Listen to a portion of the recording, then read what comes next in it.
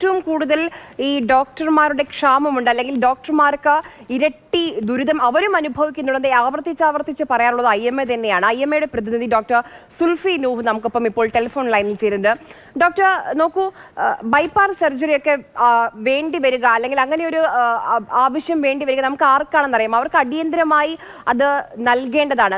ഇവിടെ ഈ കണ്ണൂർ മെഡിക്കൽ കോളേജിന്റെ കാര്യം നോക്കുകയാണെങ്കിൽ നിലവിൽ ഒരു ഡോക്ടർ മാത്രമാണ് ഫുൾ ടൈം സേവനത്തിലുള്ളത്.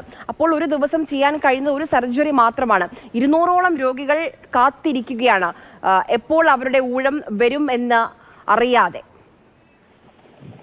തീർച്ചയായിട്ടും ഈ ഒരു വിഷയം നമ്മൾ വളരെ ഗൗരവപൂർവ്വം കാണേണ്ട ഒരു വിഷയം തന്നെയാണ്.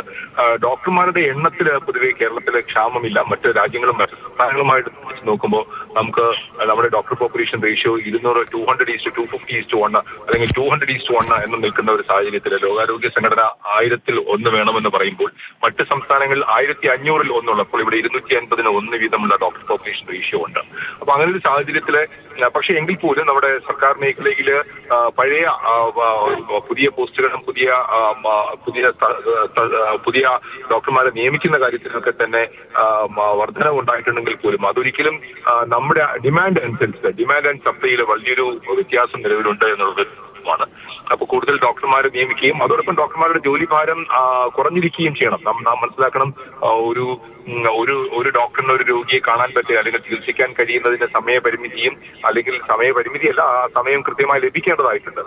നാം ആലോചിക്കണം, മറ്റ് രാജ്യങ്ങളിലൊക്കെ കൂടുതൽ രോഗികളെ ഒരു ഡോക്ടർ പരിശോധിച്ചാൽ ഡോക്ടറിന് ശിക്ഷ ലഭിക്കും. കാര്യം ഡോക്ടറിന് അതായത് ഒരു രോഗിക്ക് നൽകേണ്ട സമയം നൽകിയിട്ടില്ല എന്നുള്ള ഒരു രീതിയിലേക്കാണ് അത് കാണുക. പക്ഷെ നമ്മുടെ സംസ്ഥാനത്ത് നമ്മൾ ധാരാളം രോഗികളെ ഓരോ ദിവസവും കാണേണ്ട, നമ്മൾക്ക് പരിമിതിക്ക് അപ്പുറമായിട്ടുള്ള രോഗികളെ കാണേണ്ട സ്ഥിതിവിശേഷം നിലവിലുണ്ട്. ഈ ഒരു വിഷയത്തിൽ ഇപ്പോ പരിയാരം മെഡിക്കൽ കോളേജിന് മുമ്പ് അവരുടെ സ്റ്റൈപ്പൻഡുമായിട്ടും സാലറിയുമായിട്ടുള്ള കാര്യങ്ങളിലേക്ക് ചില ബുദ്ധിമുട്ടുകളുണ്ടായിരുന്നു. അപ്പൊ അതെല്ലാം പരിഹരിക്കപ്പെടുകയും അഡിക്വേറ്റ് ആയിട്ടുള്ള സ്റ്റാഫ് രോഗികൾക്ക് ബുദ്ധിമുട്ടുണ്ടാകാത്ത തരത്തിലുണ്ടാവുകയും വേണം എന്നുള്ളത്. ഈ കണ്ണൂർ മെഡിക്കൽ കോളേജിൽ 4 ഡോക്ടർമാരുണ്ടായിരുന്നു. അതെ, ഒരാൾ സ്ഥലം മാറിപ്പോയി.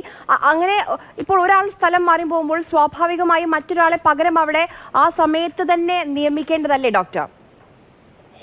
തീർച്ചയായിട്ടും നമുക്ക് അതിനുള്ള ഒരു ഫ്ലെക്സിബിലിറ്റി നമ്മുടെ സിസ്റ്റത്തിൽ ഇല്ല എന്നുള്ളതാണ്.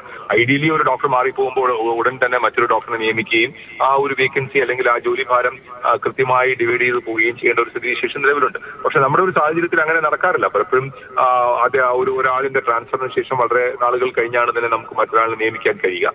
അത്തരം കാര്യങ്ങൾ ഒരു പൂൾ ഉണ്ടാകണമല്ലോ. നമുക്ക് പലപ്പോഴും ഒരു പൂൾ ഓഫ് ഡോക്ടേഴ്സ് ഉണ്ടെങ്കിൽ മാത്രമേ അങ്ങനെ ചെയ്യാൻ കഴിയുകയുള്ളൂ. ഒരു സ്ഥലത്ത് നിന്ന് മാറ്റി മറ്റു സ്ഥലത്തേക്ക് മാറ്റാം. അപ്പം പരിമിതമായ ആൾക്കാരുടെ എണ്ണം നിൽക്കുന്ന ഒരു സാഹചര്യത്തില് നമുക്ക് അത്തരം ഡോക്ടർമാരുടെ ഒരു പൂൾ ഉണ്ടാവുകയും കൂടുതൽ ഡോക്ടർമാരെ ഇത്തരം ഒരു സാഹചര്യത്തില് മാറ്റി നിയമിക്കുവാനുള്ള ഒരു സംവിധാനം ഉണ്ടാവുകയും വേണം. ഒരു സ്ഥലത്ത് നിന്നും മറ്റു സ്ഥലത്തേക്ക് മാറ്റുമ്പോൾ ആ സ്ഥലത്തെ ജോലിയിൽ അല്ലെങ്കിൽ അവർക്ക് രോഗികൾക്ക് കിട്ടുന്ന ചികിത്സയിൽ ബുദ്ധിമുട്ടുണ്ടാക്കാൻ പാടില്ല. ഇപ്പൊ പരിയാരം മെഡിക്കൽ കോളേജിലേക്ക് മറ്റൊരു ഡോക്ടറെ നിയമിക്കുമ്പോൾ അദ്ദേഹം ചികിത്സ നൽകിക്കൊണ്ടിരിക്കുന്ന മറ്റൊരു സ്ഥലത്ത് ചികിത്സയിൽ ബുദ്ധിമുട്ടുണ്ടാക്കാനും പാടില്ല. അപ്പൊ അതൊരു ബാലൻസ് ഡോക്ടർ, ഇപ്പൊ നമ്മുടെ മുന്നിൽ വരുന്ന ഒരാളോട് നിങ്ങൾക്ക് ബൈപ്പാസ് സർജറി ആവശ്യമുണ്ടെന്ന് പറയുകയാണ്.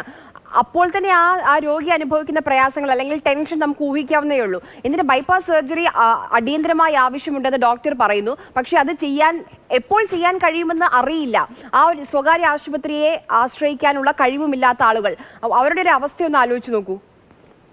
തീർച്ചയായിട്ടും അത്തരം നമുക്കറിയാമല്ലോ, നമ്മുടെ സാഹചര്യത്തിൽ അടിയന്തര ചികിത്സ ആവശ്യമാണ്. നമുക്ക് മറ്റ് സാമ്പത്തിക സ്രോതസ്സുകൾ ഇല്ലാതിരിക്കുന്ന ഒരു സാഹചര്യത്തിൽ വളരെയധികം ബുദ്ധിമുട്ടുണ്ടാക്കുന്ന തീർച്ചയായിട്ടും അവർക്ക് രോഗികൾക്ക് മാനസികമായും അവരുടെ ജീവന് തന്നെ ബുദ്ധിമുട്ടുണ്ടാക്കുന്ന ഒരു സാഹചര്യം നിലവിലുണ്ടാകും ഇത്തരം ഒരു സാഹചര്യം. അത് പക്ഷേ തീർച്ചയായിട്ടും നമുക്കതൊരു പരിഹരിക്കപ്പെടേണ്ട വിഷയമാണ്.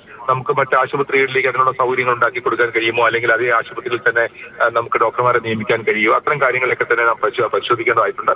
അതോടൊപ്പം തന്നെ ഈ ഡോക്ടർമാരുടെ സേവന വേതന വ്യവസ്ഥകളിലൊക്കെ തന്നെ പ്രത്യേകിച്ച് ഈ പെർട്ടിക്കുലർ ആശുപത്രിയിലും ചില ബുദ്ധിമുട്ടുകളൊക്കെ ഉണ്ടായിട്ടുണ്ട്. അതും പരിഹരിക്കപ്പെടേണ്ടതായിട്ടുണ്ട്. ശരി, വളരെയധികം നന്ദി ഡോക്ടർ സുൽഫി നൂഹ്.